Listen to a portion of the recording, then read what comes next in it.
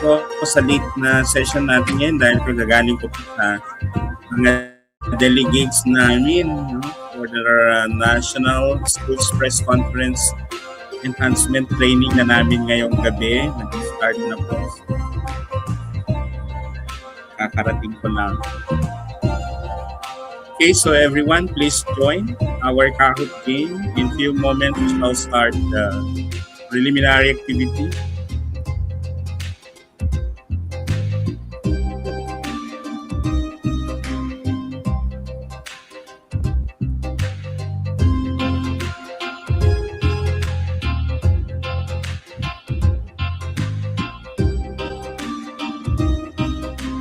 Good evening again. Thank you so much sa ating very active na nag-aantay po sa akin. Gabi-gabi. Okay, start na natin ang laro. So good luck po sa inyo. Still on domain 3.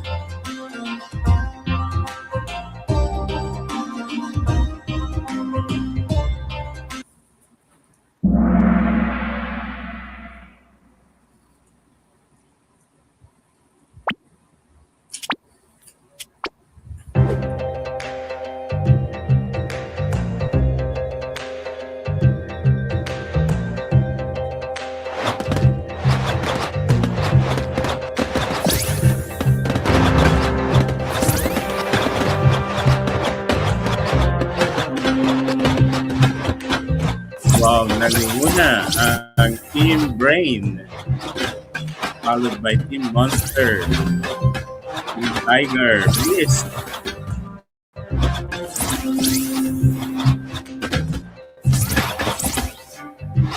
Walang gustong matalo.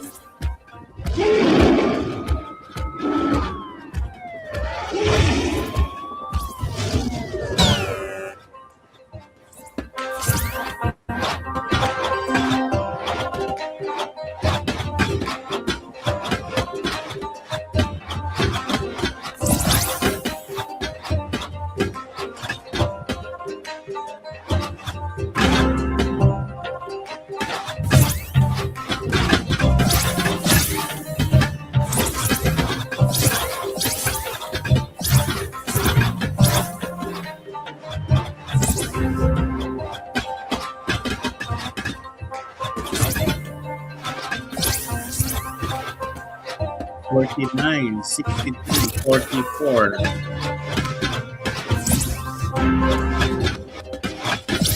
$67, $58, $59. Last half time. Habol.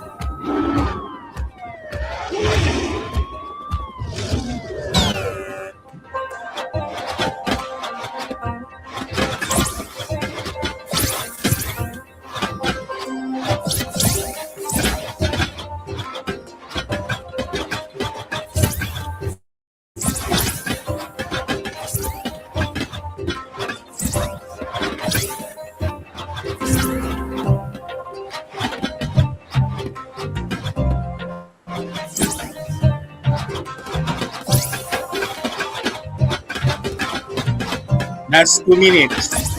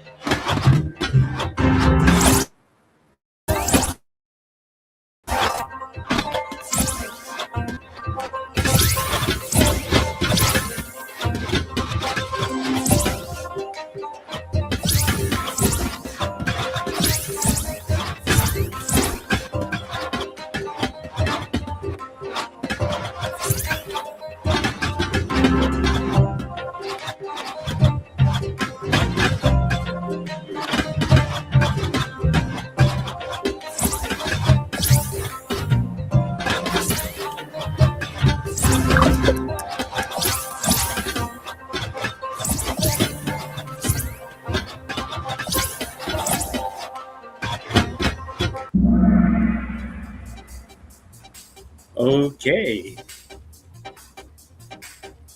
The third place winner. Oh my gosh. From Team Brain with 159 stories built. Team Monster with 120 top scores, 68 stories. And the champion, 130th with 68 stories.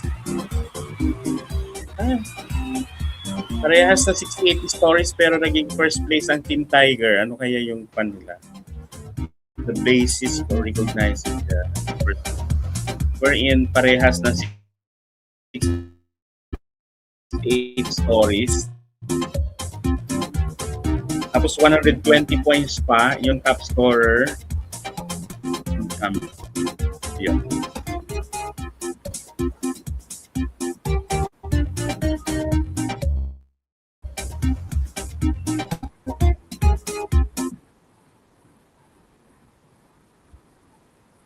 But anyway, congratulations. Hopefully you're still enjoying beauty of Tahoe.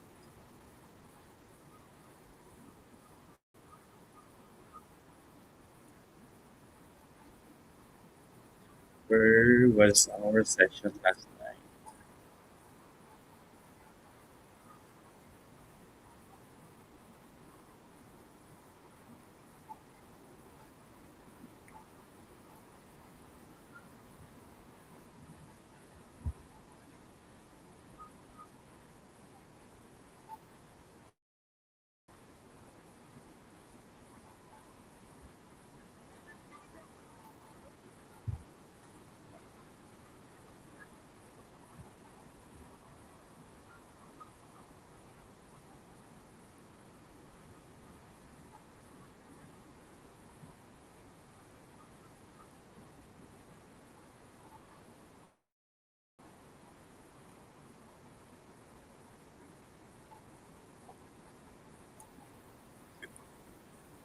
Yes, tama po. That's the practicing your eye, your hands as well. The faster you can click the answers no, and proceed to the next.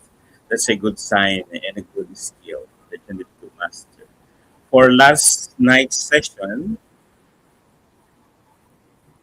okay, I'm proud to present to you.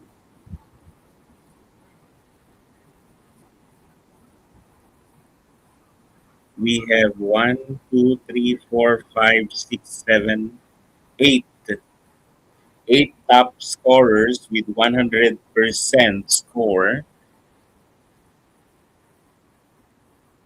of last night's session. We have JM of Samar, Region 8, 100%. Mayan Dorothy of Zamboanga, Sibugay, Region 9, 100%. Ma'am LV of Leyte, Region 8, 100%. Ma'am Ana Ruby Escala of Negros Island Region, 100%. Reggie of Mimaropa, 100. Leah Santiago of Quirino, Region 2, 100. Rose Palau of Guimaras, Region 6, 100. Helen Davo of Guimaras, okay, we have two Guimaras, top scorer. Congratulations. Then followed by 95.24. Jaja of Isabela, Region 2, 90.48. Ma'am Rosana Silos of Region 8. Then 90.48, Nod of Bukidnon, Region 10. Then 90.48, Ma'am Gemma of Occidental Mindoro, Mimaropa. 85.71, Ronel Lamstem of South Cotabato, Region 12.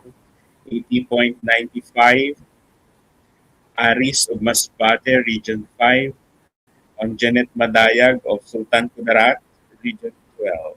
Ma'am Regina Pablo of Cagayan, Region 2.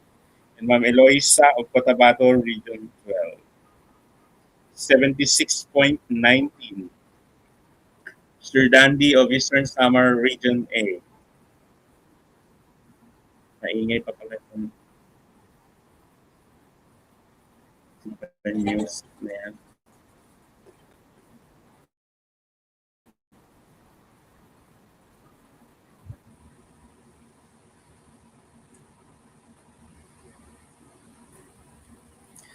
Then Ma'am Jennifer Resurrection of Region 2.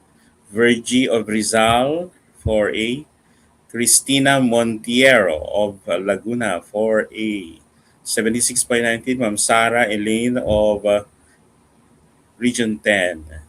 76.19, Noel Callejo of Isabela, Region 2. 71.43, Ma'am Miriam Cruz of Region 2. Lorgen Palomar, 71.43 of Negros. 71.43 Roscoe of Laguna, 4A. 71.43 Ma'am Annalyn Inoco of Mati City, Region 11. 71.43 Dalia of Danao City, Region 7. 71.43 Ma'am Maria of Mimaropa. Bernadette of Caloocan. Araceli Solatorio of Region 12. Emmy Traces of San Jose City. Jonalyn of Bulacan, Region 3. Rachel Kubit of Car. Still Pasig is 66.67. Diol of Bukidnon. Zandi of Capiz. Angelo of Region 2. Jers of NCR. Bernadette of Bukidnon. LJ of Tarlac. PC of Cavite. Okay. And 61. Followed by 57. Okay. 47, 42, down to 38, 28, and 19. Anyway, thank you very much for your active participation. A request by everyone to revisit the task items for this debit order number 7 of 2023.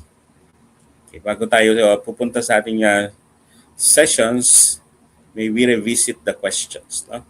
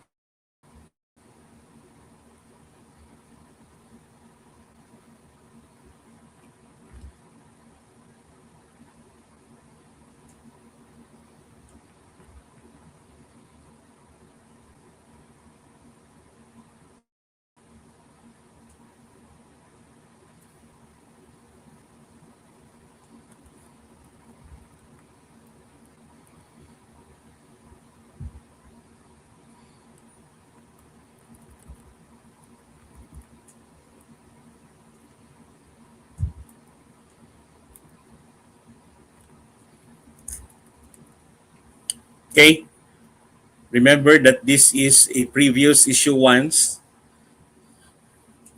po ito. We are not referring to the latest issue ones of appointment, no? And placement for appointment. Remember, this is DepEd Order number 7 of 2023. You might be referring your answers based on the latest issue ones. So be careful when you answer such items regarding this that the head title is DepEd Order number 7 of 2023. So way back how many years ago? And there are issuances that are now latest, no? Revisions or rescinded. So be careful. You should know the legal basis before you're going to provide your answer. Now, as an HRMPSB member, you are tasked with providing a list of the top 5 candidates for the vacant Teacher 1 position. The appointing officer is reviewing the CAR, okay, or the registry of qualified applicants prepared by your team and must select the most qualified candidate. Which principle guides you in as the appointing officer in selecting a candidate for appointment? First, top 5 ranking, localization, merit and fitness, pivotlet eligibility, and administrative discretion. 23 answered one only. Okay, do you favor that? 1 and 2, top 5 ranking plus the localization law. 21 answered. 3, merit and fitness, that's 54. And D and 4, and 5, pivot eligibility and administrative discretion of the appointing officer is 6. Okay, the best part, of course, is the merit and fitness. So 3 only, most preferably. So that's the green answer. Sinong nakakuha niyan? On learning area specialization, the appointing officer is considering candidates for math teacher position. The top 5 candidates are on the, okay, CAR, who do not have a math specialization, which exemption allows the appointing officer to a candidate not in the top 5, because the top 5 are not math majors. Napunta sila sa 6, 7, 8, 9, 10. Okay, is it first, pivot-led eligibility, 2, learning area specialization, 3, localization law, 4, experience, or 5, education. For a learning area, wala sa top 5 ang hinahanap, so magbe-base tayo sa sunod, no, na learning area items. So the answer is 2.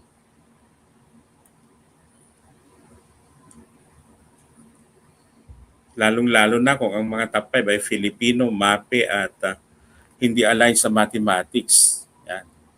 Yun ang delikado. Magtuturo ba sila ng math? Kung pinili mo sila, sinong magtuturo ng math? Si MAPE? Okay, next. An appointment of a new teacher 1 has been approved. You need to ensure compliance with the posting requirements. Where should the notice of appointment issued be posted? School Bulletin Board, official social media accounts, DepEd website, City Hall, CSC Field Office. Okay, definitely it's 1, 2, and 3. May Ann, correct. The school's division superintendent has certified the absence of a qualified applicant for senior high school position and a provisional appointment is being considered. Under what condition can a provisional appointment be issued? First, absence of his or her pivot left eligibility. Ito yung senior high school noon, ha? Special requirement, satisfactory performance rating, prior teaching experience, or the localization law? Is it A, 1 only, 37 answered? B, 1 and 2, 28 answered? C, 2 and 3 only, 10 answered? And D, 1, 2, and 3 only? Yes, the answer is 1, 2, and 3. Absence muna because they are given no time to finish their let or pass their let. In senior high school, very important ang specialization requirement. And of course, they must meet a satisfactory performance rating or outstanding or very satisfactory. On protest, an applicant files a protest regarding the recent appointment of a teacher one position within 90 days of issuance. Who handles the protest and what is the time frame for such response? Head of office, CSC regional office, 7 calendar days, 20 calendar days, or the Human Resource Merit and Promotional Board. Okay? 1 and 3, 1 and 4, 2 and 3. Ay, walang, bakit naman yan 1, 2, 2, no? 1, 2, 3. Yes. Should be 1 and 3. Nalito siguro kayo dito, no? Bakit naman dalawang 2 dyan? 7 days and the head of office, no?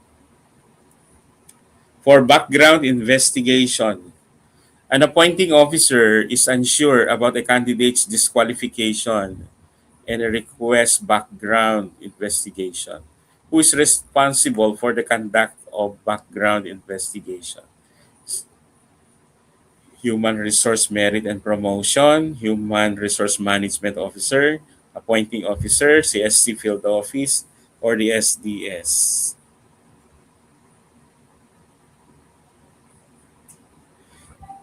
Okay?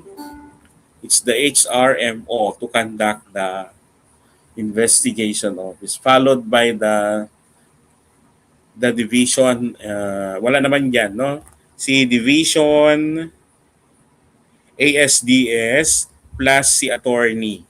Yan. Si HRM ho, tatlo kasi yan. Composition of the body. Si ASDS na in charge sa administration, no? Iba kasi yung isa na ASDS sa ranking, yung isa the other one. Yung in charge ka ng ranking, HRMBO, HRMO, and bawal si Kwan, appointing officer. Kaya nga siya nagpakanda. Si appointing officer din ay si SDS. Okay, wala pa rin si CSC, no?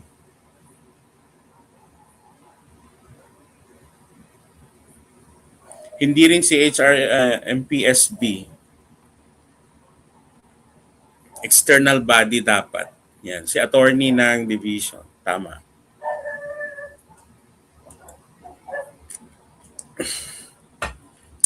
Bawal pupunta yung nag-rating, nag-ranking sa kanila. HRMBS yan.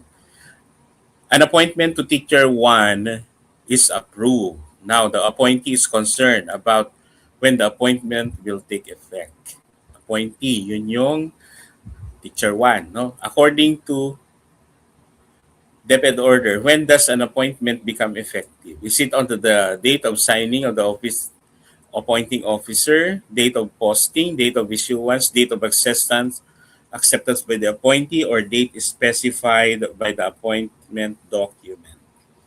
1 only, 2 only, 3 and 4 only, or D5 only? Okay, it's on the date of specified in the appointment document.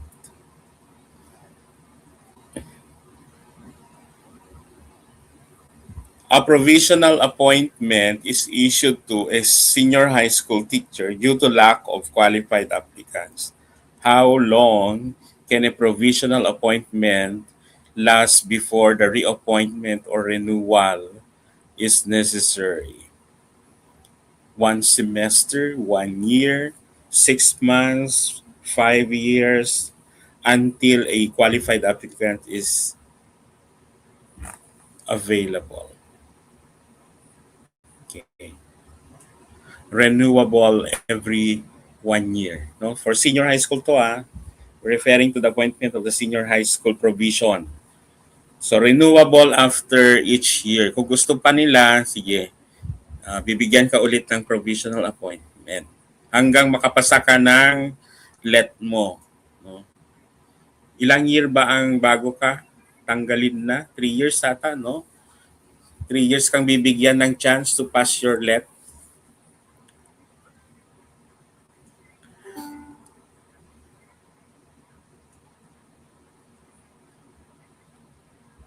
Okay. A senior high school teacher with a provisional appointment is up for the renewal.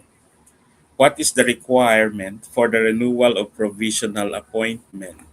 One, satisfactory performance rating. Two, absence of qualified license applicants. Three, localization. For additional training hours, the completion of a certificate of program. Okay. The answer is hanggang walang nakukuhang qualified license applicants to the point to the item no provided, bibigyan ka pa rin ng renewal. Lalong-lalo na sa mga difficult to appoint. An applicant challenged the result of the recent appointment. The appointing officer must address this challenge. Who is accountable for responding the query and clarifications regarding the appointment? Saan sasagot dito? Meron ng appointment na ibinigay So hindi na siya ranking procedure. Remember this. Nabigyan na siya ng appointment. Is it HRMSPB? Is it the HRMO, the appointing officer, the civil service, or the SDS? Okay. Ang sagot dito ay yung nag-appoint ang gagawa ng explanation. So the answer is C. Mostly hindi po na-challenge ang in-appoint ng appointing officer. That is beyond his wisdom or the SDS, no? That is the wide discretionary power given to the higher officials or the third level officials. Ang tinatawag natin ng mga CESO level items. They have the wide array of discretionary power. Uray Ilocano.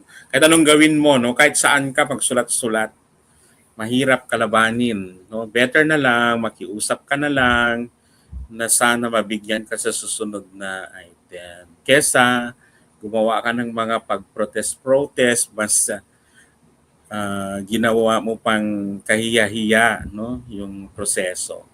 Wala talagang nananalo diyan. So let's all be careful. Not unless na subject doon sa sinasabing bayaran, no? Kasi meron nang natanggal dahil sa mga ganyan. Kung ganon, maari dapat meron kang concrete evidence. Pero kung wala, hanggang kwan ka lang nga, makiusap ka na lang, no? The principal of Eastwood Elementary School is reviewing applications for a vacant Teacher 1 position. According to the 07 series of 2023, the criteria and point system for selecting the best candidate must be strictly followed. The principal has 5 candidates, each with different qualifications in terms of their education, training, experience, and let rating and classroom performance. Tama, Ma'am Mea.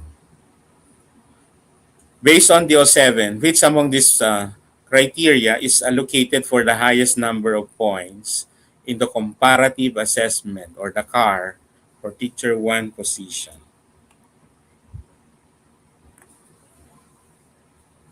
Education unit, training hours, professional Board exam, classroom observations, and non-classroom observables. Okay, the answer is D, the highest point. Kaya nga kung maganda ang demo mo and reflections, makakakuha ka ng 70 points, no? Ang member ka ng CAR or Comparative Assessment or RQA. 70 ba sa senior high school?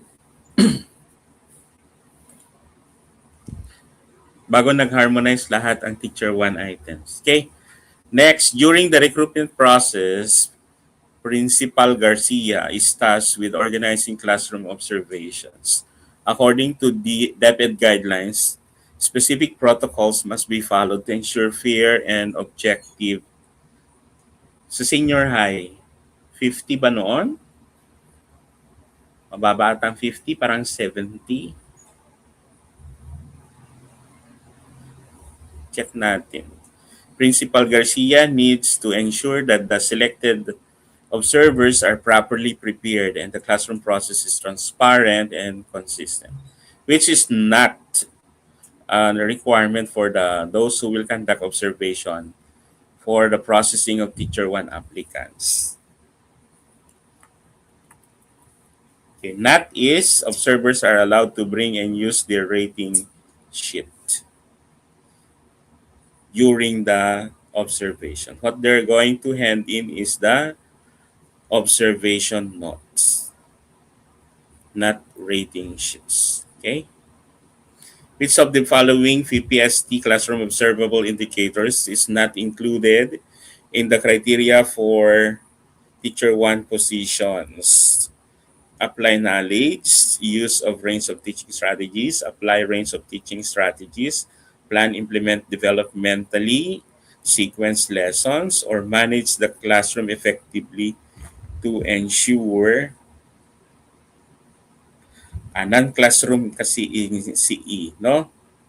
Non-classroom observable. Yung mga physical, they are not actually related with the actual classroom indicators. 50. Okay. For senior high, 50 points.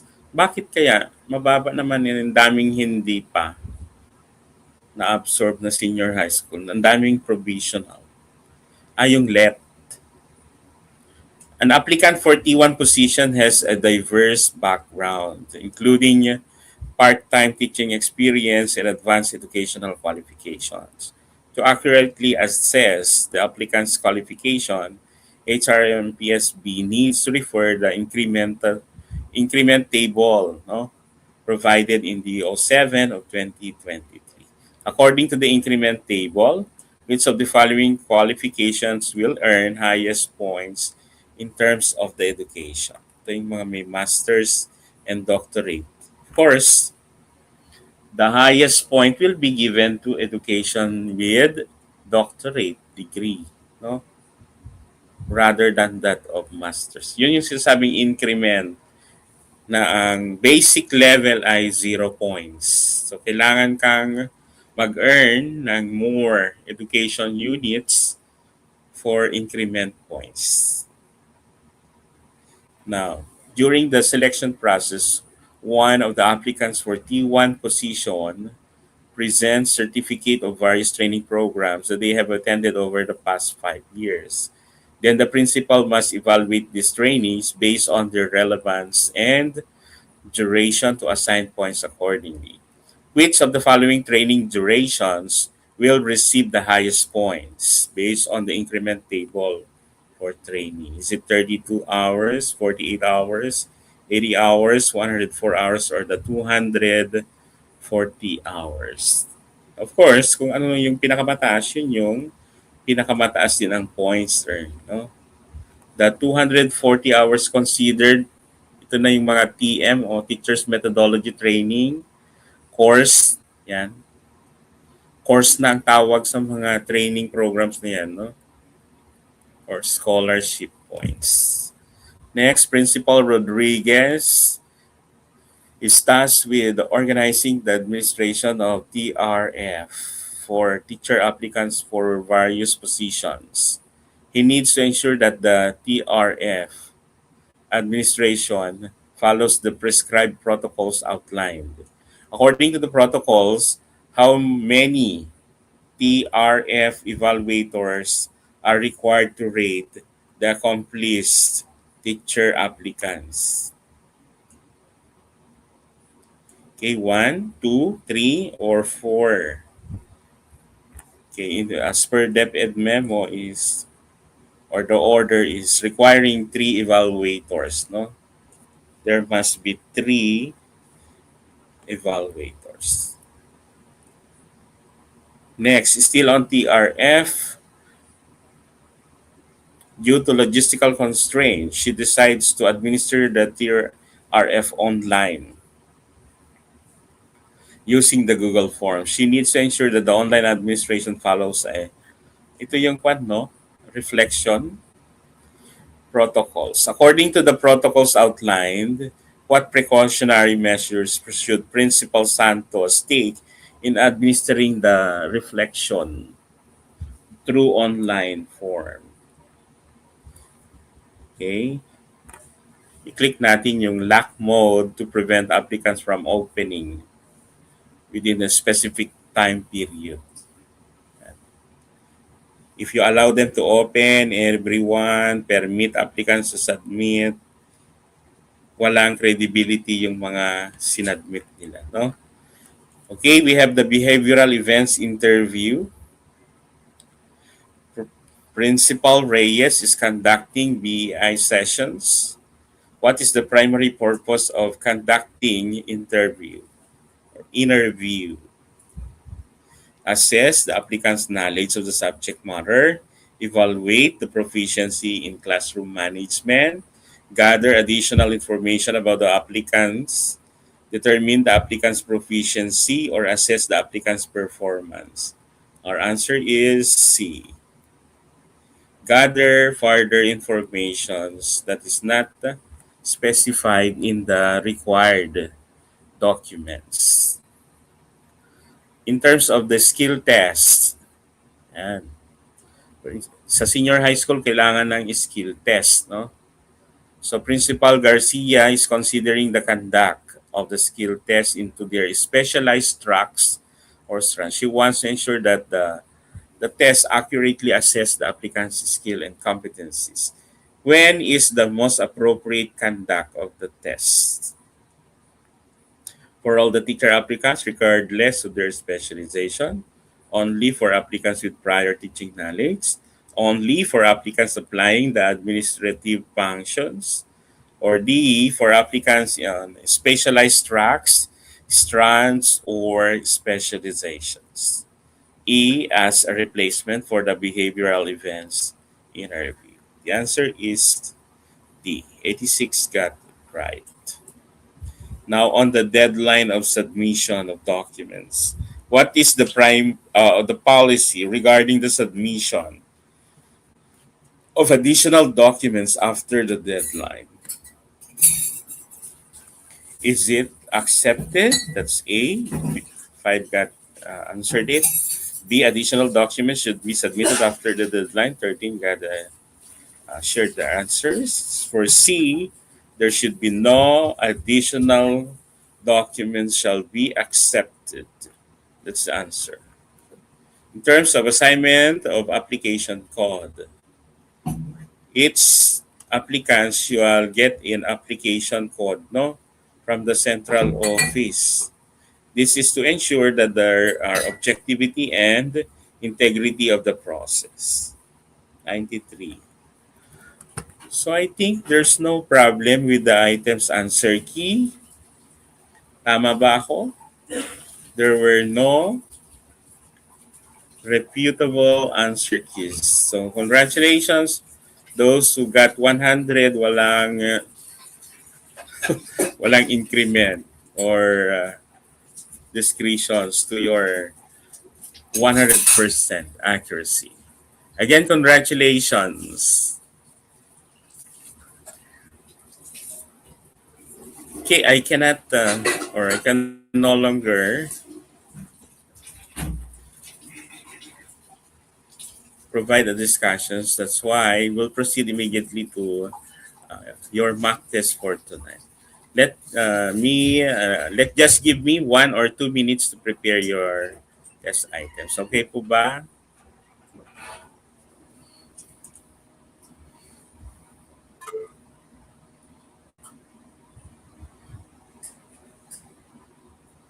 Ma'am Jonah, you're raising your hand. You have concern, Ma'am Jonah.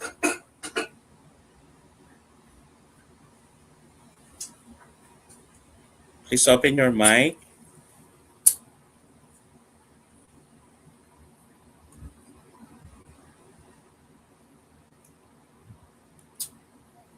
Hello, ma'am.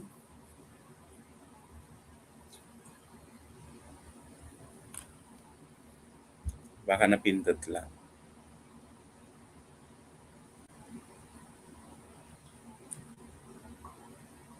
May part 1 yan eh. Mock test yun.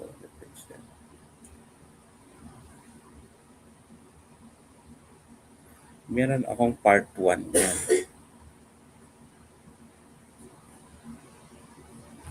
Ay, ito. Ipasagot ko sa inyo yung part 1 ng item na yan.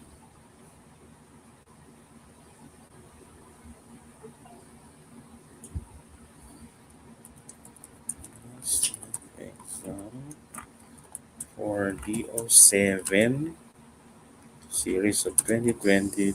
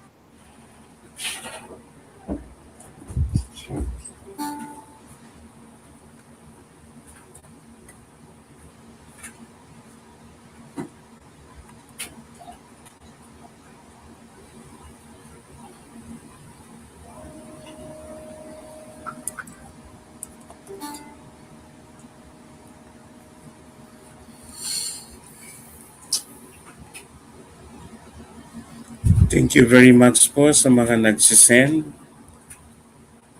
ng kanila pong donation. God bless you more. Salamat po.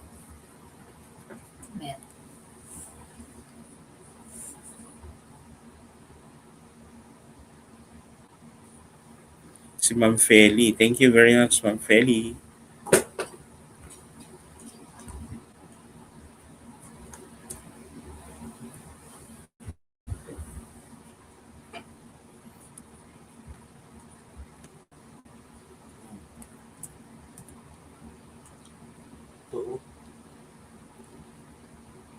Ayun. Exam link. Andiyan na po, na-send na po sa inyo.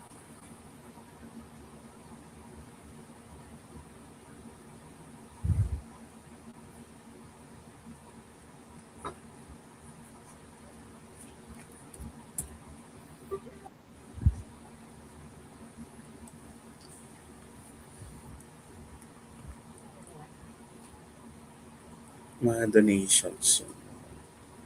Another donation. Thank you very much. Feli. From Ann. Ann. Isa.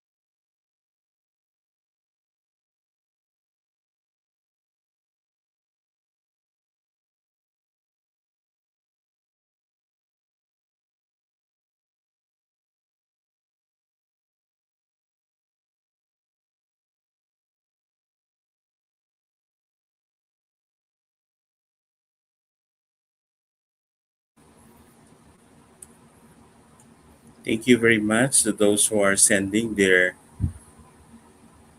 donations for Maestro's TV.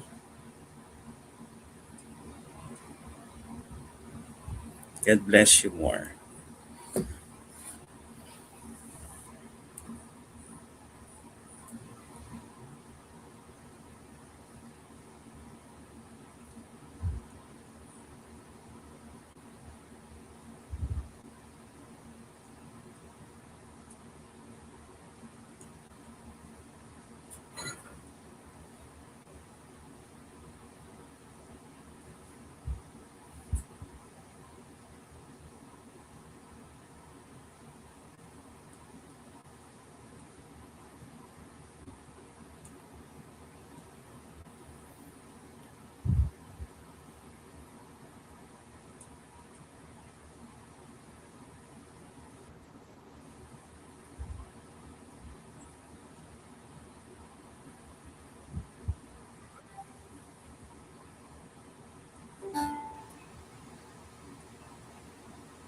Ma'am Lilia, thank you po, Ma'am Lilia.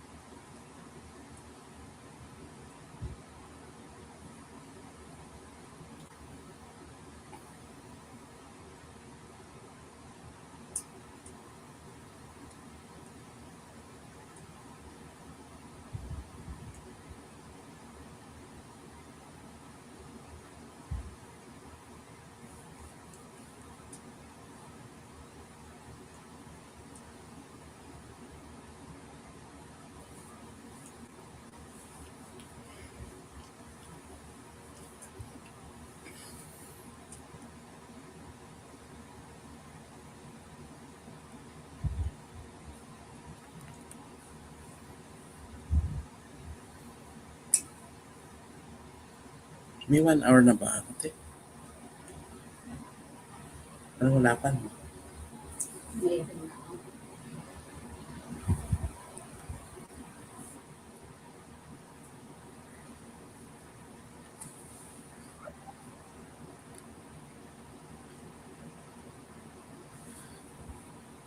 Mag-join po ba sa exam, Sir Alex?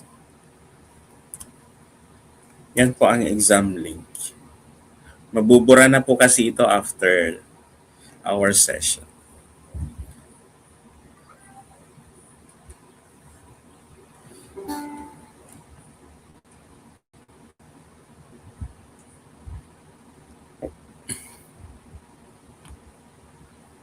Ma'am Liza, thank you very much. Sino po ulit yung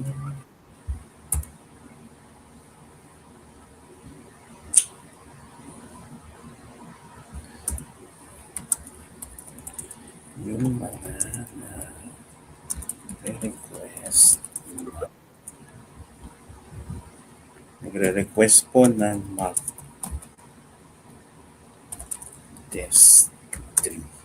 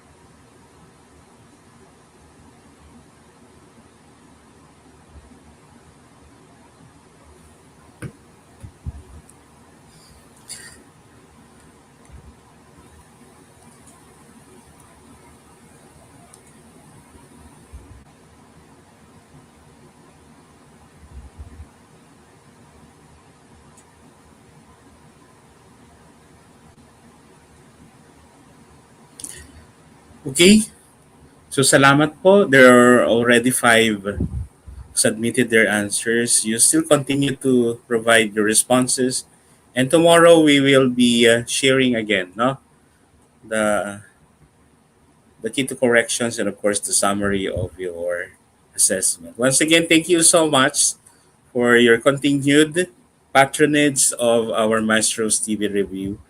See you again tomorrow. Bye-bye po. Salamat po. Pagpatuloy po ang pagsasagot hanggang ma-submit po.